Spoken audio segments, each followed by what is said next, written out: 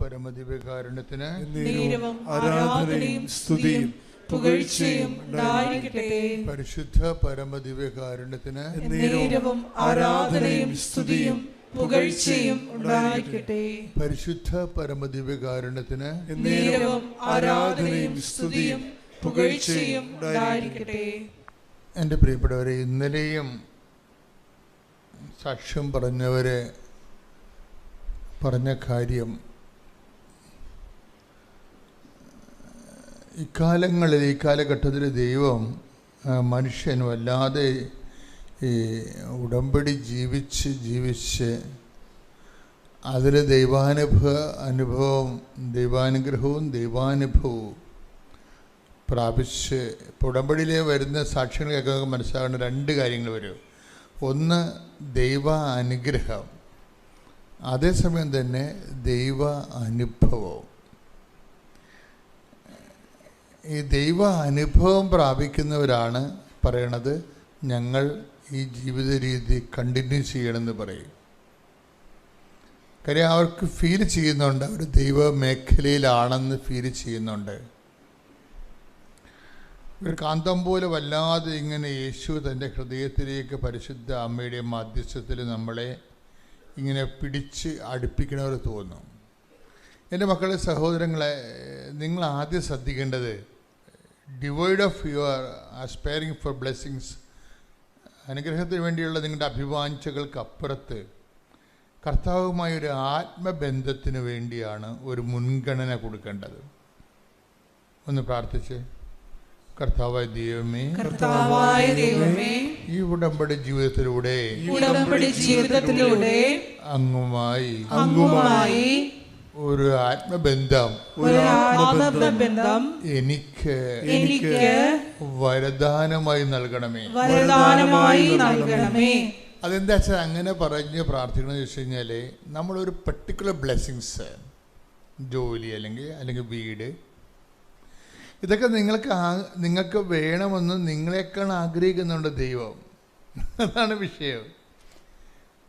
നമ്മൾ ഭക്ഷണം കഴിച്ച് മര്യാദയ്ക്ക് ജീവിക്കണമെന്ന് നമ്മളെക്കാൾ ആഗ്രഹിക്കുന്നുണ്ട് ദൈവം. ഇത് തന്നെയല്ല, അവൻ്റെ സ്വന്തം പുത്രനെ നമുക്ക് നൽകിയവൻ അവനോട് കൂടി സമസ്തവും. അപ്പം നൽകിയവൻ പുത്രനല്ലാതെ വേറെയും കാര്യങ്ങളുണ്ടെന്നല്ല എൻ്റെ അർത്ഥം. Take the word of God. സ്തുതിക്കട്ടെ. ഹല്ലേലൂയ, ഹല്ലേലൂയ, ഹല്ലേലൂയ, ഹല്ലേലൂയ. യേശുവേ നന്ദി. ഹല്ലേലൂയ, ഹല്ലേലൂയ, ഹല്ലേലൂയ, ഹല്ലേലൂയ. യേശുവേ ആരാധന, ആരാധന, ആരാധന, ആരാധന. യേശുവേ നന്ദി. മഹത്വം, മഹത്വം, മഹത്വം, മഹത്വം. ഹല്ലേലൂയ.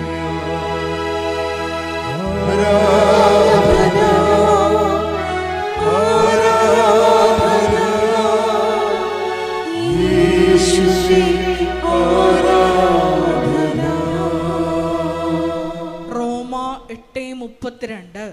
റോമാലേഖനം 8:32. സ്വപുത്രനെ പോലും ഒഴിവാക്കാതെ നമുക്കെല്ലാവർക്കും വേണ്ടി അവനെ ഏൽപ്പിച്ചു തന്നവൻ അവനോട് കൂടെ സമസ്തവും നമുക്ക് ദാനമായി നൽകാതിരിക്കുമോ?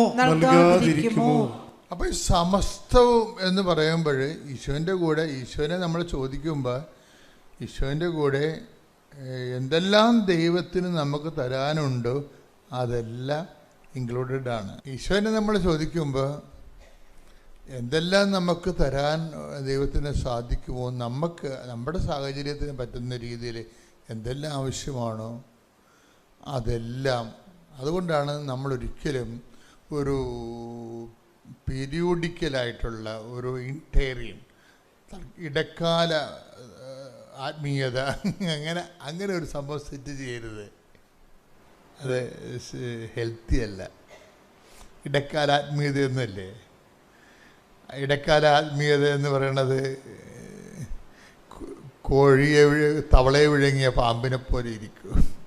എന്താ പ്രശ്നം വെച്ചാൽ കുറച്ച് കാലത്തേക്ക് നമ്മളിങ്ങനെ ആധ്യാത്മികത മുഴച്ചിരിക്കും, പിന്നെയും പഴയതുപോലെ ഇരിക്കും. അങ്ങനെ വരരുത്. ദൈവത്തിന് തോന്നണം. ആദ്യമേ ഞാൻ നിങ്ങളെപ്പോഴും ഉടമ്പടി ധ്യാനം നടത്തുമ്പോൾ നമ്മൾ ഉടമ്പടി ചെയ്യണ ആരുമായിട്ടാണ്? ഈശോയുമായിട്ട് ഉടമ്പടി ചെയ്യണം അല്ലേ? ഈശോയുമായിട്ട് ഉടമ്പടി ചെയ്യണം. ഇതിൻ്റെ പ്രയോക്താവ് ആരാണ്? പരിശുദ്ധ അമ്മയാണ്. അത് ഏത് പരിശുദ്ധ അമ്മ? കൃപാസ അൾത്താറെ ജീവനോടെ പ്രത്യക്ഷപ്പെട്ട പരിശുദ്ധ അമ്മ. അതാണ് വിഷയം. എന്താ കാര്യം? ആ പരിശുദ്ധ അമ്മ എന്താ പറഞ്ഞത് അന്ന്? ദുരന്തം ഉണ്ടാകാൻ പോണ് പ്രാർത്ഥിക്കണം. അത് വല്ലാത്ത അർത്ഥങ്ങളാണ് അതിൻ്റെ അകത്തുള്ളത്. അത് ആത്മീയ ദുരന്തമാകാം, ഭൗതിക ദുരന്തങ്ങളാകാം, കുടുംബ ദുരന്തങ്ങളാകാം, ഈ ട്രാജഡി എന്തെല്ലാം തരത്തിൽ വരാം. ഇപ്പം തന്നെ ഈ ഇറ്റാലിയൻ ഭാഷയൊന്നും നമുക്ക് മനസ്സിലാകത്തില്ല. ഇറ്റാലിയൻ ഭാഷ ഇറ്റ് ഈസ് ട്രാൻസ്ലേറ്റ് ചെയ്യാൻ പാടാണ്. കാരണം നമ്മുടെ ദ്രാവിഡ ഭാഷയിലേക്ക് ട്രാൻസ്ലേറ്റ് ചെയ്യുമ്പോൾ ഉണ്ടാകുന്നൊരു ദുരന്തമുണ്ട്. അതാണിപ്പോൾ മാതാവ് അനുഭവിച്ചുകൊണ്ടിരിക്കുന്നത്. ഇറ്റാലിയൻ ഭാഷയിൽ തിരുസഭ പറഞ്ഞു, മീഡിയാട്രിക്സ് എന്നുള്ള സംഭവം ഇനി നിങ്ങൾ ഉപയോഗിക്കരുതെന്ന് പറഞ്ഞു. മീഡിയാട്രിക്സ് എൻ്റെ മനസ്സിലിരിക്കണ എപ്പോഴും സഭ ഇത് നേരത്തെ പറയേണ്ടതായിരുന്നു എന്നുള്ളതാണ്. എത്രയും പറഞ്ഞിരുന്നെങ്കിൽ അത്രയും നമ്മൾ ശക്തരായിരുന്നേനാണ്. എന്താ കാര്യം വെച്ച് കഴിഞ്ഞാൽ ചില അണ്ണന്മാരെങ്കിലും ഈ രക്ഷ ലോകത്ത് സാധിച്ചത് ഈശോ മാത്രമാണെന്നാണ് തിരുസഭയുടെ അടിസ്ഥാന ബോധ്യവും ആദിമസഭയുടെ വിശ്വാസവും നമ്മളുടെ വിശ്വാസവും സഭയുടെ വിശ്വാസവും. ക്രിസ്തു സഭകളെല്ലാം അങ്ങനെയാണ്. അതാണ് അടിസ്ഥാനക്കല്ല്. അപ്പം ചില ആൾക്കാർ ഇതിൻ്റെ അകത്ത് ഒരു 10-80 ഞാൻ ഓർക്കുന്നുണ്ട്, 86, 84 കാലഘട്ടങ്ങളിൽ മാതാവ് സഹരക്ഷകയാണെന്ന് പറഞ്ഞൊരു ഗ്രൂപ്പ്, ഈ ഗ്രൂപ്പാണ് പ്രശ്നം ഉണ്ടാക്കിയത്. ഇപ്പം മാതാവ് സഹരക്ഷകയാണെന്ന് പറഞ്ഞൊരു ഗ്രൂപ്പ് പഠിപ്പിക്കാൻ തുടങ്ങി. അവർ പഠിപ്പിക്കാൻ മാത്രമല്ല ചെയ്തത്, അവർ എല്ലാ വൈദികരെ കൊണ്ട് ഒപ്പിടിച്ച് വത്തിക്കാനിലേക്ക് കൊടുക്കാൻ മെമ്മോറാണ്ടം. ആ ചരിത്രം അറിഞ്ഞപ്പോൾ മാത്രം ഇപ്പോഴത്തെ വിഷയത്തൊക്കെ എല്ലാ വൈദികരൊക്കെ ഉണ്ട്. ഞാനൊക്കെ പണ്ട് ഒപ്പിട്ട് കൊടുത്തതാണ്. അത് നിരുപദ്രവകരമായ ഒരു കാര്യമാണല്ലോ എന്ന് വിചാരിച്ചുകൊണ്ട് ഒപ്പിട്ടാണ്. പക്ഷേ അന്ന് എനിക്ക് അത്രയും തിയോളജിയെക്കുറിച്ച് ബോധ്യമില്ല. 84 അച്ഛനാണോമ്പോൾ പറ്റാണ് ഇത് പരിപാടി തുടങ്ങിയതെന്നാണ്. അക്കാലങ്ങളിൽ ഒപ്പിട്ട് കൊടുത്തതാണ്. എന്താണ് മാതാവിന് പിന്നെ എന്താ സംഭവിച്ചിട്ട് അവർ പറയുന്നതിനുള്ള മിസ്റ്റേക്ക് എന്താണെന്നറിയാമോ? അതായത് നമ്മൾക്ക് വേണ്ടി ക്രൂശിക്കപ്പെട്ടത് പരിശുദ്ധ അമ്മയല്ലല്ലോ. ആരാ ക്രൂശിക്കപ്പെട്ടത്? അതാണ്. അതായത് മനുഷ്യൻ്റെ പാപത്തിന് പരിഹാരമായിട്ട്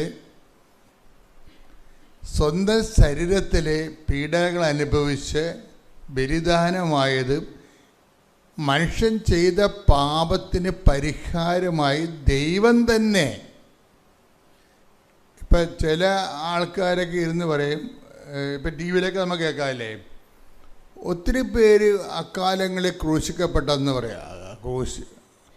ഒത്തിരി പേര് റോമാക്കാരുടെ ഒരു പ്രത്യേകമായ ഒരു ശിക്ഷാരീതിയാണ് കുരിശുമരണം.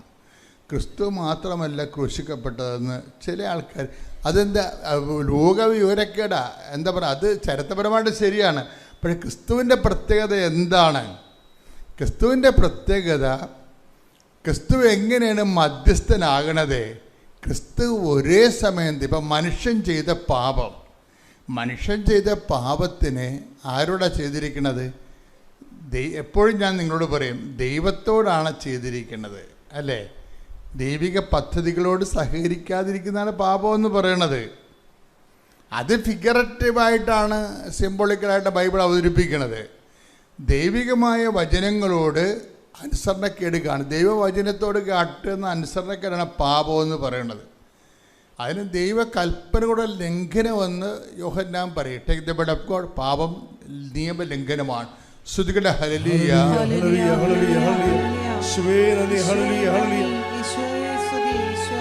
ആദ്യം തന്നെ അമ്മ മാതാവിനും പൊന്നീശോനും ഹൃദയം തൊട്ട് കോടാനുകോടി നന്ദി പറയുന്നു. ഞാൻ 2024 ഒക്ടോബറിൽ ഇവിടെ ഉടമ്പടി എടുത്തതാണ്. അതിൽ നിന്ന് കിട്ടിയ ഒരു അത്ഭുതമായ ഒരു കാര്യം പറയാനാണ് ഞാനിവിടെ വന്നത്. ഞാൻ കണ്ണൂരിൽ നിന്നാണ് വരുന്നത്. ഒരു ബ്യൂട്ടീഷ്യനാണ്. 14 വർഷമായി ഞാൻ ഈ ഫീൽഡിൽ. പക്ഷേങ്കിൽ മേക്കപ്പ് എനിക്ക് ഒത്തിരി ഇഷ്ടമാണെങ്കിൽ പോലും ആ ഒരു മേഖലയിൽ എനിക്ക് ഞാൻ വിചാരിച്ച അത്രയൊന്നും ആവാൻ പറ്റിയില്ല. ഈ 14 വർഷവും പാർലർ ഏറ്റവും നല്ല രീതിയിലാണ് പോകുന്നത്. 4 സ്റ്റാഫും എല്ലാം ഉണ്ട്. പക്ഷെ ഞാൻ ആഗ്രഹിക്കുന്നത് എനിക്കൊരു നല്ല മേക്കപ്പ് ആർട്ടിസ്റ്റ് ആവണം എന്നാണ്. അങ്ങനെ ഞാൻ നമ്മുടെ നാട്ടിൽ തന്നെ എൻ്റെ ബിൽഡിങ്ങിൻ്റെ അടുത്തൊരു ബിൽഡിങ് കൊടുക്കുമ്പം വാങ്ങണം എന്ന് പറഞ്ഞാൽ നമ്മൾ അവരെ പോയി കണ്ടപ്പോൾ അവർ പറയുന്നത് ആദ്യം വാങ്ങിയ ആൾ വാടകയൊന്നും കൊടുക്കാൻ കഴിയാണ്ട് ഒരു 10-15 ആളോളം പ്രവാസികൾ കൂടി ചേർന്നെടുത്തൊരു വലിയ ഹോട്ടലാണ്.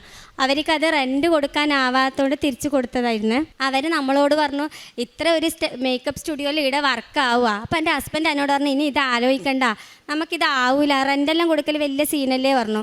ഞാൻ പിന്നെയും എനിക്ക് അത് ആഗ്രഹം പോകുന്നില്ല. ഞാൻ പറഞ്ഞു നമുക്ക് എന്തെങ്കിലും ചെയ്യാം, എൻ്റെ കയ്യിൽ കുറച്ച് പൈസ ഉണ്ട്, നമുക്കത് തുടങ്ങാമെന്ന് പറഞ്ഞ് ആദ്യം ഞാൻ എന്താ വെച്ചാൽ മാതാവിനോട് പ്രാർത്ഥിക്കുന്നതിന് മുന്നേ ഈശോയോട് ഭയങ്കരമായിട്ട് പ്രാർത്ഥിക്കുന്ന ഒരാളാണ്. ഞാൻ ഹിന്ദുവാണ്. എന്നാലും ഈ 14 വർഷവും എൻ്റെ കൂടെ ക്രിസ്ത്യൻസും അതുപോലെ ഹിന്ദുസും മുസ്ലിംസും എല്ലാം സ്റ്റാഫുണ്ട്. ഞാൻ എല്ലാവരോടും പറയും നിങ്ങൾ രാവിലെ വിളക്കും അതുപോലെ തിരിയും വെച്ച് പ്രാർത്ഥിക്കണേ പറയും. അപ്പോൾ ഇത് അവരോട് സംസാരിച്ച് രണ്ടാമതും നമ്മൾ പോയി സംസാരിച്ചപ്പോൾ പിന്നെ ആക്കുന്ന നിങ്ങൾ ഇഷ്ടം പോലെ ചെയ്തോ പറഞ്ഞു.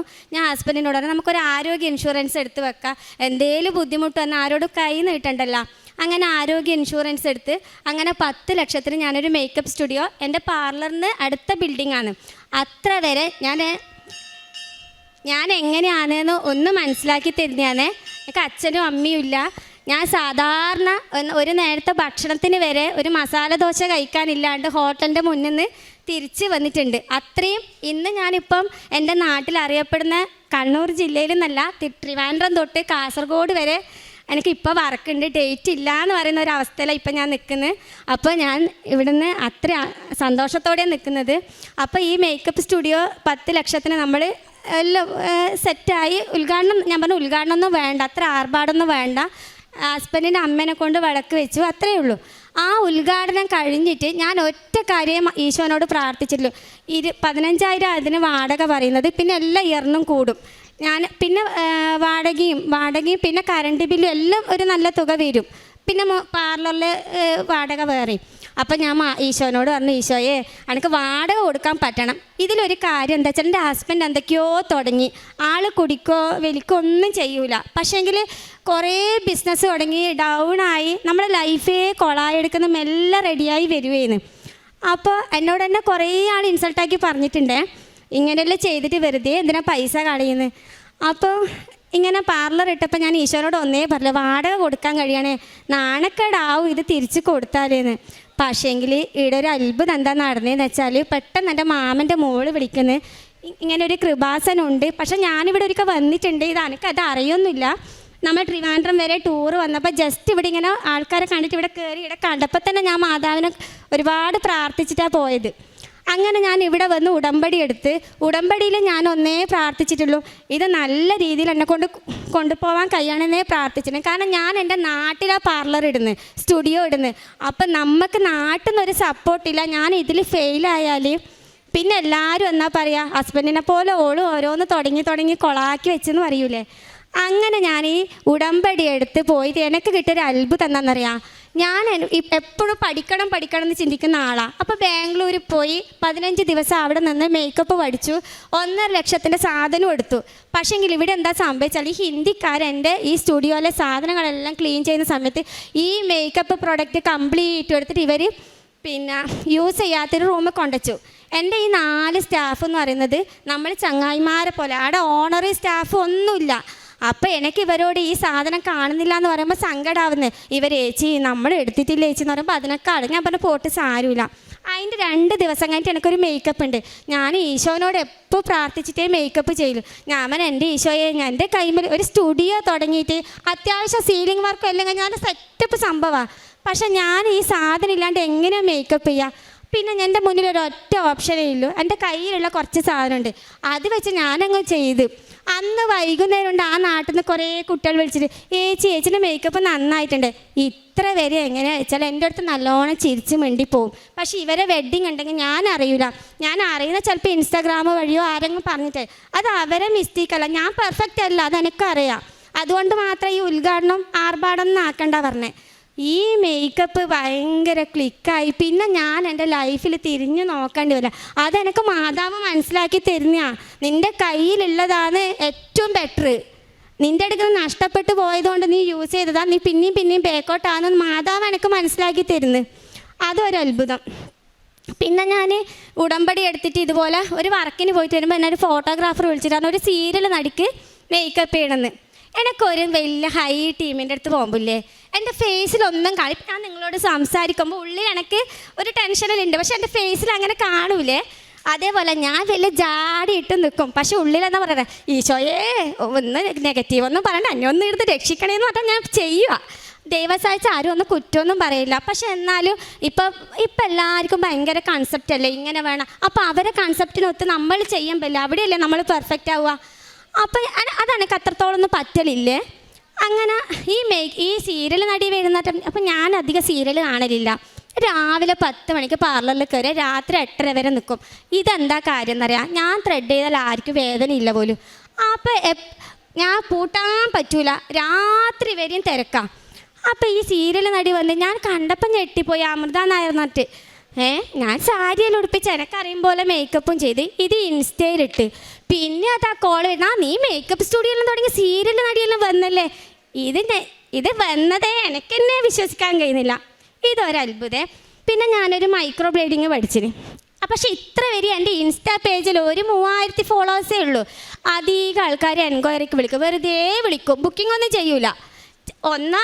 ഒരാളോ രണ്ടാളോ ചെയ്താലായി. പിന്നെ എനിക്കിങ്ങനെ പിന്നെ പേജ് കണ്ട് ഇഷ്ടപ്പെട്ടിട്ടല്ലേ എല്ലാവരും ചെയ്യുക. അത്രയൊന്നും ആൾക്കാർ എൻക്വയറിക്കൊന്നും വരില്ല. പക്ഷെ പാർലറിൽ നമുക്ക് കിട്ടുന്ന കസ്റ്റമറെ നീറ്റാക്കി വിടുന്നതുകൊണ്ട് എപ്പോഴും പാർലറിൽ തിരക്കാം. അപ്പോൾ ഈ മൈക്രോ ബ്ലേഡിങ് ചെയ്തിങ്ങനെ, പക്ഷേ ഇതാർക്കും അറിയുന്നില്ലേ. എൻ്റെ നാട് ചെറിയൊരു നാടാണ്, കണ്ണൂരാ പിന്നെയും നല്ല ടൗണ്. അപ്പം എൻ്റെ അടുത്തൊരു കുട്ടി വന്നു. അപ്പോൾ എൻ്റെ പുരികം ചെയ്തിട്ടുണ്ട്. അപ്പോൾ എന്നോട് ചേച്ചി എന്താ ചേച്ചിൻ്റെ പുരികത്തിൽ ചെയ്തത്? ഞാൻ ഇങ്ങനെ മൈക്രോ ബ്ലേഡിങ് ചെയ്തിയാന്ന്. ആ ചേച്ചി ചെയ്തതൊന്നും മനസ്സിലാകുന്നില്ല, ഭയങ്കര നാച്ചുറലായിട്ട് പറഞ്ഞു. അപ്പോൾ ഈ സംഭവത്തിന് ഞാൻ എടുക്കുന്ന റേറ്റ് എനിക്കിപ്പോൾ അവരുടെ അടുത്ത് പറഞ്ഞാൽ സാധാരണക്കാർക്ക് പെട്ടെന്ന് ചെയ്യാനല്ല. ചേച്ചി ഞാൻ പകുതി പൈസ ചേച്ചി എനിക്ക് ചെയ്തു കൊടുത്ത്. അന്ന് ആ വീഡിയോ ഞാൻ ഇൻസ്റ്റയിലിട്ട്. അപ്പോൾ അത്ര വരെ ഞാൻ ഈ മൈക്രോ ബ്ലേഡിങ്ങിൻ്റെ വീഡിയോ ഒന്നും ഇടലില്ല. ആ വീഡിയോ ഇപ്പം 70 ലക്ഷം ആൾ കണ്ട്. അതിനോടുകൂടി എൻ്റെ ഈ ബ്രൈഡൽ വർക്കും ആ വീഡിയോസ് എല്ലാവരും ഫോളോവേഴ്സ് കയറി. പിന്നെ മേക്കപ്പ് ആണെങ്കിൽ മാതാവിൻ്റെ അനുഗ്രഹം കൊണ്ട് ഇന്ന് വരെയും, ഇന്നലെയല്ല ഞാൻ കോഴിക്കോട് മേക്കപ്പ് ഉണ്ടായിന്. ഇനി എനിക്ക് ട്രിവാൻഡ്രം ഉണ്ട്. വരുന്ന 2026 ഏപ്രിൽ വരെ കംപ്ലീറ്റും ബുക്കിംഗ് ആയി. അതെനിക്ക് പറഞ്ഞറിയിക്കാൻ കഴിയാത്ത സന്തോഷമാണ്. പിന്നെ അതിൻ്റെ അടുത്ത് ഒരു റൂമും കൂടി എടുത്ത് കുറച്ചും കൂടി വലുതാക്കി മേക്കപ്പ് മാത്രം ചെയ്യാനൊരു സംഭവമാക്കി. കാരണം നമുക്കിപ്പം ഫോട്ടോഷൂട്ടെല്ലാം അവിടെ നിന്ന് തന്നെ ഫോട്ടോഗ്രാഫേഴ്സ് വന്ന് എടുക്കുന്നുണ്ട്. അപ്പോൾ നമുക്ക് മേക്കപ്പ് എല്ലാം ചെയ്യുമ്പോൾ ഒരു തിരക്കാണ്. അപ്പോൾ അതിന് ഒരു 1 വീക്കും കൂടി കഴിഞ്ഞാൽ ആ ഷോപ്പും കൂടി ഓപ്പൺ ആവും. പിന്നെ ഒരത്ഭുതം എന്താ വെച്ചാൽ ഈ ഇട്ട 10 ലക്ഷം ഞാൻ 2024 ഒക്ടോബർ 10 ഉടമ്പടി എടുക്കുന്നത്. ഈ 10 ലക്ഷം ഞാനൊരു 6 മാസം കൊണ്ട് തിരിച്ചു പിടിച്ചു. 10 ലക്ഷം അല്ല, അതിനേക്കാളും പിടിച്ചു.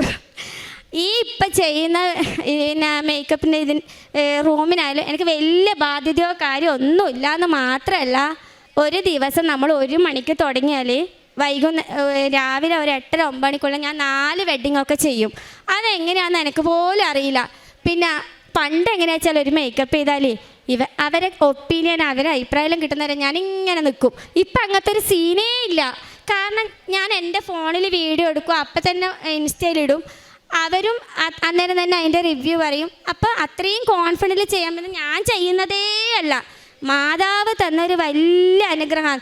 ഇപ്പം എനിക്ക് എൻ്റെ ലൈഫ് നിങ്ങൾ തിരിഞ്ഞ് നോക്കേണ്ട ആവശ്യമില്ല എന്ന് മാത്രമല്ല, എന്നെ ഇൻസൾട്ടാക്കിയവർ, എൻ്റെ നാട്ടിലുള്ളവർ, എന്നോട് മിണ്ടുന്നവർ ഒരു ബ്രൈഡൽ വരുമ്പോൾ അത് അവരെ തെറ്റെന്ന് ഞാൻ പറയുന്നില്ലേ, അവർ ഇപ്പം എന്നോട് വന്ന് ചേച്ചിക്ക് ഡേറ്റ് ഉണ്ടോ എന്ന് ചോദിക്കുക ചെയ്യുന്നത്. അതെല്ലാം ദൈവം തന്നൊരു വലിയ അനുഗ്രഹമാണ്. പിന്നെ ഞാൻ പണ്ട് എനിക്ക് ആർക്കും എന്തെങ്കിലും വിഷമമായാലും ഞാൻ എൻ്റെ കയ്യിലുള്ളതായാലും ഹെൽപ്പ് ചെയ്യും. അങ്ങനെ ഞാൻ ഈ സ്റ്റുഡിയോ സെറ്റായി. ഇപ്പം എനിക്ക് വാടക എന്നല്ല, അങ്ങനെ അഹങ്കാരമല്ലേ പറയുന്നത്. ഒന്നിനും ലൈഫിൽ ഇപ്പോൾ ഒരു ബുദ്ധിമുട്ടില്ല എന്നല്ല, GSTൻ്റെ ആളെ ആക്കിയിട്ട് എൻ്റെ അക്കൗണ്ടെല്ലാം സെറ്റാക്കേണ്ട പരിപാടിയാണ്. അത്രയും പറയണത് നിങ്ങൾക്ക് മനസ്സിലാവില്ല ഞാൻ ഏത് ലെവലിലെത്തിയിട്ട് അങ്ങനെ പറയുന്നതെന്ന്. ഇപ്പം ഞാൻ എൻ്റെ ഇൻസ്റ്റയിൽ എൻക്വയറി വരുന്നവരോട് ഡേറ്റ് ചോദിച്ചിട്ടാണ് ബാക്കി കാര്യങ്ങളെല്ലാം പറയുന്നത്. കാരണം എനിക്ക് ഡേറ്റ് ഇല്ല, അതുകൊണ്ട് ഇപ്പം നമുക്ക് പറ്റുന്ന അത്രയും എടുക്കാൻ പറ്റുമല്ലോ, അതൊരു കാര്യം. എല്ലാത്തിനും ദൈവത്തിനോട് നന്ദി പറയുന്നത്. പിന്നെ ഞാൻ അനാഥാലയത്തിൽ ഫസ്റ്റ് ഈ ബ്രൈഡൽ സ്റ്റുഡിയോ സെറ്റായി. നമുക്കെന്നെ തോന്നൂലേ ഇനി ബേക്കോട്ട് പോവണ്ടെന്ന്. അപ്പം അങ്ങനെ ഹസ്ബൻഡിനോട് പറഞ്ഞിട്ട് 50 ആക്കില്ല ഭക്ഷണം ആക്കിയിട്ട് നമ്മൾ അനാഥാലയത്തിൽ പോയി. ആടെ എൻ്റെ എനിക്കൊരു മോളാണ്, മോളെയും കൂട്ടിയിട്ടാണ് പോയത്. അവളും അറിയണമല്ലോ ഇങ്ങനെയുള്ള ആൾക്കാരുണ്ട്, മാനസികമായിട്ടും എല്ലാം ബുദ്ധിമുട്ടുന്ന ആൾക്കാരാണ്. അവർക്ക് അങ്ങനെ ഭക്ഷണം കൊണ്ടു കൊടുത്തു. പിന്നെ കണ്ണൂർ ടൗണിൽ ഞാൻ പൊതിച്ചോറ് കൊണ്ടുപോയി. അന്ന് തന്നെ ഹസ്ബൻഡ് കളിയാക്കിനെ ഈ ചോറ് ആരാ വാങ്ങാന്ന്. പക്ഷേങ്കിൽ ആടെ കണ്ണ് നിറഞ്ഞ അനുഭവം ഉണ്ടായത്. ചോറ് കൊടുത്ത് കഴിഞ്ഞിട്ട് പിന്നെ എൻ്റെ മുന്നിൽ വന്ന് കൈ നീട്ടുന്ന അവർക്കെല്ലാം 100 രൂപ വെച്ച് കൊടുത്ത്. പിന്നെ ഞാൻ ചെയ്തത്, ഇപ്പം എൻ്റെ കുടുംബത്തിലൊരു ആക്സിഡൻറ്റ് വന്നു എൻ്റെ ഏച്ചിൻ്റെ ഹസ്ബൻഡിന്. അവർക്കും ഞാനൊരു വലിയ എമൗണ്ട് കൊടുത്ത് സഹായിച്ചിട്ടുണ്ട്. ഈ ഇനിയിപ്പം ഷോപ്പ് ഓപ്പൺ ആയപാട് ഞാൻ അന്ന് ഈ അന്നദാനം കൊടുക്കാൻ പറഞ്ഞത് ഒരു സ്ഥലവും കൊടുത്തത് വേറൊരു സ്ഥലത്തുമാണ്. അപ്പോൾ പയ്യന്നൂർ നമുക്കൊരു അനാഥാലയമുണ്ട്, അവിടെ 100 ആൾക്കാരുണ്ട്. ഇത് സെറ്റായപാട് അവർക്ക് ഞാൻ ഭക്ഷണമായിട്ട് പോവും. എൻ്റെ ലൈഫിൽ ഇനി അങ്ങോട്ടെന്ന് ഞാനൊരു ഹിന്ദു ആയാലും എൻ്റെ അടുത്ത് വർക്കിന് വരുന്ന മൈക്രോ ബ്ലേഡിങ്ങിനെല്ലാം വന്നാൽ 1 അവർ വേണം. അപ്പോൾ ഇവരോട് ഞാൻ ഓരോ കാര്യങ്ങൾ സംസാരിച്ച് മെല്ലെ മാതാവിൻ്റെ കാര്യങ്ങൾ പറയും. പറഞ്ഞ് മെല്ലെ പത്രം അങ്ങ് കൊടുക്കും. അതുപോലെ എന്താ പറയുക, ഒരസുഖമില്ലേ പുരികും ഹെയറും എല്ലാം പോകുന്നേ, അങ്ങനെ ഒരു മോള് വന്നിന്. ആ മോളോട് ഞാൻ ഈ മാതാവിൻ്റെ കാര്യം പറഞ്ഞ് പത്രം കൊടുത്തിട്ടുണ്ട്. പിന്നെ ഞാൻ ചിലപ്പം ഓരോ മേക്കപ്പ് ആർട്ടിസ്റ്റിന് ഇങ്ങനെ പറയുമ്പോൾ എൻ്റെ വില അങ്ങ് പോവില്ലേ, അങ്ങനെയൊന്നുമില്ല. ഞാൻ അവരോടെല്ലാം അങ്ങോട്ട് പറയലുണ്ട് ഞാൻ ഇങ്ങനെ മാതാവിലൂടെ അവിടെ എത്തിയെന്ന്. എൻ്റെ DP മാതാവാണ്. പക്ഷേങ്കിൽ ഞാൻ വിചാരിക്കാം എൻ്റെ നാട്ടുകാരെന്ത് ചിന്തിച്ചാലും സാരമില്ല, ലൈഫിൽ ഞാൻ ഇങ്ങനെ ആയത് എൻ്റെ അമ്മ മാതാവ് തന്നൊരു അനുഗ്രഹമല്ലേ. എല്ലാത്തിനും മാതാവിനോട് അതുപോലെ ഞാൻ എന്തേലും ദേഷ്യം പിടിച്ച് വീട്ടിലെന്തെങ്കിലും ചൂടായിട്ട് സംസാരിക്കോ അല്ല എൻ്റെ ഭാഗത്ത് എന്തെങ്കിലും നെഗറ്റീവ് പറ്റിപ്പോയില്ലെങ്കിൽ തന്നെ വൈകുന്നേരം ഞാനത് മാതാവിനോട് ഈശോനോട് മാപ്പ് പറയും. പിന്നെ ഞാൻ പഴയതിനേക്കാളും എനിക്ക് വേഗം ഒരാൾക്ക് സങ്കടമായാൽ വേഗം എനക്കും സങ്കടമാവും. അങ്ങനെ ഒരു ഏച്ചി ഇതുപോലെ ഹോട്ടലിൻ്റെ മുന്നിൽ നിന്ന് ഇങ്ങനെ ഭക്ഷണത്തിന് വേണ്ടിയിട്ടൊന്നും മനസ്സിലായിട്ടില്ല, അവരിങ്ങനെ പോ പറയുന്നത് നോക്കുമ്പോൾ ഭക്ഷണവും വാങ്ങിക്കൊടുത്ത് പൈസയും കൊടുത്ത് ഞാനിങ്ങനെ ചോറ് കൊടുക്കുന്നതല്ല എല്ലാവരോടും. എൻ്റെ ഹസ്ബൻഡ് പറയും നീ ഇതൊന്നും ആരോട് പറയണ്ട. പക്ഷെ അങ്ങനെയല്ല, ചിലപ്പോൾ ഒരു 1000 ഉറുപ്പ്യ ആയിരിക്കും ആർക്കെങ്കിലും അങ്ങനെ ഇപ്പം നമ്മൾ വിചാരിക്കുമോ നമുക്ക് ഭയങ്കര ബുദ്ധിമുട്ടാണ് ഇതൊന്നും ചെയ്യാൻ കഴിയില്ല. നിങ്ങളടുത്ത് ഒരു 1000 ഉറുപ്പ്യ ഉണ്ടെങ്കിൽ ഒരു 100 രൂപയുടെ ചോറ് ഒരാൾക്ക് വാങ്ങിക്കൊടുക്കാൻ പറ്റൂല. ആ 1000 ഉറുപ്പ്യ നമുക്കൊരു ചെരുപ്പ് വാങ്ങണം, ഒരു ഡ്രസ്സ് വാങ്ങണം, എത്ര പൈസ നമ്മൾ കളയുന്നു. അപ്പോൾ ഈ ഇരിക്കുന്ന എല്ലാവർക്കും ഒരു 100 രൂപ വെച്ചിട്ടായാലും പാവങ്ങളെ സഹായിക്കുക, പണക്കാരാവണമെന്നൊന്നുമില്ല. ബാക്കി ഇപ്പം എൻ്റെ ലൈഫ് അടിപൊളിയായിട്ട് പോകുന്നു. മാതാവിന് ഈശോനോട് കോടാനുകോടി നന്ദി പറയുന്നു. എൻ്റെ പേര് മേരി ഏവി. ഞാൻ ആലുവ ചൂണ്ടിയിൽ നിന്നാണ് വരുന്നത്. 17/6/2023 ഞാൻ ആദ്യമായിട്ട് ഉടമ്പടി എടുത്തത്. എൻ്റെ മൂത്ത മകൾ ആതിരയ്ക്ക് വേണ്ടിയിട്ടാണ് ഞാൻ ഉടമ്പടി എടുത്തത്. അവൾ ഒരു MBBS സ്റ്റുഡൻ്റ് ആയിരുന്നു. അവളുടെ ഫൈനൽ ഇയർ എക്സാം എത്ര എഴുതിയിട്ടും പാസ്സാകുന്നില്ല. അവൾക്ക് ഡിപ്രഷനും മറ്റു പല ശാരീരിക ബുദ്ധിമുട്ടും മൂലം ഒക്കെ തീരെ പഠിക്കാൻ പറ്റാത്ത ഒരവസ്ഥയിലായിരുന്നു. അങ്ങനെ 6ാമത്തെ ഉടമ്പടി വരെ എത്തി. 6ാമത്തെ ഉടമ്പടി കഴിയുമ്പോഴാണ് അവളുടെ എക്സാം വരുന്നത്. അപ്പം ജോസഫ് അച്ഛൻ കഴിഞ്ഞ ഒക്ടോബറിൽ ഒരു 6 എന്നുള്ളൊരു സംഖ്യ കാണുന്നുണ്ടെന്ന് പറഞ്ഞു. അപ്പോൾ ഞാൻ ഉറച്ച് വിശ്വസിച്ചു അത് എന്നെ ഉദ്ദേശിച്ച് തന്നെ മാതാവിൽ നിന്ന് അച്ഛനെ കൊണ്ട് പറയിപ്പിക്കുന്നതാണെന്ന്. അപ്പോൾ അങ്ങനെ ഞാൻ ജൂണിലാണ് അവളുടെ റിസൾട്ട് അടുത്തത് അറിയേണ്ടത്. അപ്പോൾ ഞാൻ മാതാവിനോട് ശക്തമായിട്ട് കണ്ണീരോടെ പ്രാർത്ഥിച്ചു. ജൂണിൽ അവളുടെ റിസൾട്ട് അറിഞ്ഞ് അവൾ MBBS ഫൈനൽ ഇയർ പാസ്സായി. അവളുടെ അലർജി അതുപോലെ തന്നെ അവൾക്ക് പല ശാരീരിക ബുദ്ധിമുട്ടുകളുണ്ടെന്ന് ഞാൻ പറഞ്ഞല്ലോ. അവൾക്ക് അലർജി അസുഖവും വളരെ ബുദ്ധിമുട്ടുകളൊക്കെ ഉണ്ടായിരുന്നു. അതെല്ലാം പൂർണ്ണമായിട്ട് മാറി. അതാണ് എൻ്റെ ഒരേ ഒരു ഉടമ്പടി. ഞാൻ അത് തന്നെയാണ് ഈ 6 പ്രാവശ്യം വെച്ചിരുന്നത്. പിന്നെ ഞാൻ നിയോഗത്തിൽ പറയാത്ത കാര്യങ്ങളാണ് പിന്നെ എനിക്ക് തന്ന അനുഗ്രഹങ്ങൾ. 29 വർഷമായിട്ട് എൻ്റെ ഉള്ളംകാലിൽ വിണ്ട് കീറി എനിക്ക് വളരെയധികം ബുദ്ധിമുട്ടുകളുണ്ടായിരുന്നു. ചൊറിച്ചിൽ, വേദന, സഹിക്കാൻ വയ്യാത്ത വേദന, അങ്ങനെ വളരെ ബുദ്ധിമുട്ടി ഞാൻ 29 വർഷമായിട്ട്. അത് 3ാമത്തെ എൻ്റെ ഉടമ്പടിയിൽ പുതുക്കി കഴിഞ്ഞപ്പോഴത്തേക്ക് മാതാവിന് പൂർണ്ണമായിട്ട് എനിക്ക് മാറ്റി തന്നത്. ഞാൻ ഉടമ്പടി ഉപ്പ് ഇട്ട് വെള്ളത്തിലിട്ട് ചൂട് പിടിക്കുമായിരുന്നു, തൈലം പുരട്ടുമായിരുന്നു. അങ്ങനെ പൂർണ്ണമായിട്ട് എനിക്ക് 3ാമത്തെ ഉടമ്പടിയിൽ തന്നെ പൂർണ്ണമായിട്ട് അമ്മേനെ അത് മാറ്റി എനിക്ക് തന്നു. പിന്നീട് അടുത്തത് ഞാൻ നിയോഗത്തിൽ വെച്ചതല്ല, അല്ലാതെ അമ്മയോട് പ്രാർത്ഥിച്ചിട്ട് കിട്ടിയതാണ്. എൻ്റെ രണ്ടാമത്തെ മകൾ ഐശ്വര്യയാണിത്. അവൾക്ക് കഴിഞ്ഞ ജനുവരിയിൽ 2024 ജനുവരിയിൽ ഡെങ്കിപ്പനി 3ാമത്തെ പ്രാവശ്യം വന്നു. വളരെ സീരിയസ് ആയായിരുന്നു.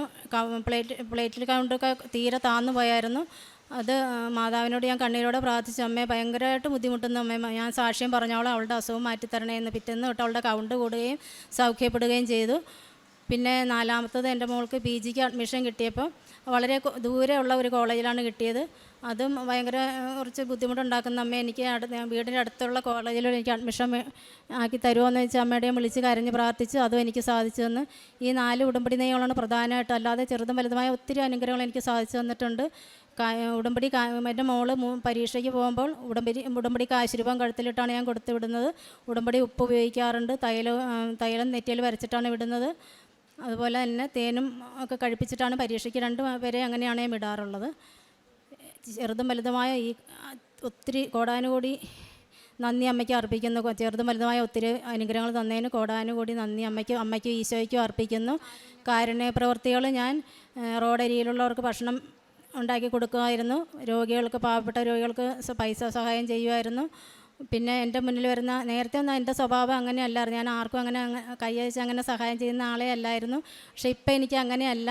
ഞാൻ ഈ ഉടമ്പടി എടുത്തതിൽ പിന്നെ ഞാൻ ഒത്തിരി എനിക്ക് എൻ്റെ സ്വഭാവത്തിൽ എനിക്ക് മാറ്റം വന്നിട്ടുണ്ട്. ഒത്തിരി ആരും എൻ്റെ മുന്നിൽ വന്നാലും ഞാൻ അവരെ വെറുതെ വിടാറില്ല. അതുപോലെ തന്നെ വൃദ്ധസദനത്തിൽ ഞാൻ ഒരു നേരത്തെ ഭക്ഷണത്തിന് പൈസ കൊടുത്തിട്ടുണ്ട്. അങ്ങനെ ഒത്തിരി മാറിയിട്ടുണ്ട് ഞാൻ. പിന്നെ ആത്മീയമായിട്ട് ഉള്ളത്, ദിവസവും പള്ളിയിൽ പോകുന്നുണ്ട്, വിശ്വകുർബാന കാണുന്നുണ്ട്, കുമ്പസാരം ഇവിടുത്തെ പറഞ്ഞ പോലെ തന്നെ കാര്യങ്ങളെല്ലാം ഞാൻ ചെയ്യുന്നുണ്ട്. പ്രാർത്ഥനയും ബൈബിൾ വായന എല്ലാം കൃത്യമായിട്ട് ചെയ്യുന്നുണ്ട്. ഇപ്പോൾ ഈ കുറച്ച് ദിവസം ഈ റിസൾട്ട് അറിയുന്നവരെ എനിക്കും ഒരു ബുദ്ധിമുട്ടൊക്കെ ആയിരുന്നു മാനസികമാണ്. അതുകൊണ്ട് കുറച്ച് ഈ കഴിഞ്ഞ മാസമൊക്കെ ഇച്ചിരി ഇതായിപ്പോയിട്ടുണ്ട്. പക്ഷേ ഈ ഉടമ്പടിയിൽ തന്നെ ഇപ്പോൾ 7ാമത്തെ ഉടമ്പടിയിൽ നിന്ന് ഞാൻ പുതുക്കിയേക്കുവാണ്. ഉടമ്പടിയിൽ തന്നെ ജീവിച്ച് പോകാനാണ് എൻ്റെ ആഗ്രഹം. ആത്മീയമായിട്ടും ഇനി വളരെയേറെ മുന്നോട്ട് ഇനിയും പോകാനുണ്ട്. ഇനി അതുപോലെ തന്നെ മുന്നോട്ട് പോകാനായിട്ട് തന്നെയാണ് പ്രാർത്ഥിക്കുന്നത്. പ്രേക്ഷിത പ്രവർത്തനം പത്രം ഞാൻ ഇവിടുന്ന് 1-2 മാസങ്ങളിൽ വന്ന് 3 കെട്ടും ഇടയ്ക്ക് 5 കെട്ടൊക്കെ വാങ്ങാറുണ്ട്. അത് ഗവൺമെൻറ് ഹോസ്പിറ്റൽ, അതുപോലെ തന്നെ മെഡിക്കൽ കോളേജ്, അവിടെയൊക്കെയാണ് ഞാൻ കൊടുക്കാറ്. കാര്യങ്ങൾ പറഞ്ഞാണ് കൊടുക്കാറ്. ഇപ്പോൾ ഏറ്റവും വലിയ ഉടമ്പടി നിയോഗം എൻ്റെ മോളെ പരീക്ഷ പാസ്സാക്കിയതാണ്. ഞാൻ വെച്ചില്ല ഏറ്റവും വലിയ ഉടമ്പടി നിയോഗം. അതമ്മ സാധിച്ചു തന്നതിൽ അമ്മയ്ക്കും ഈശോയ്ക്കും ഒരിക്കൽ കൂടി കോടാനുകൂടി നന്ദി.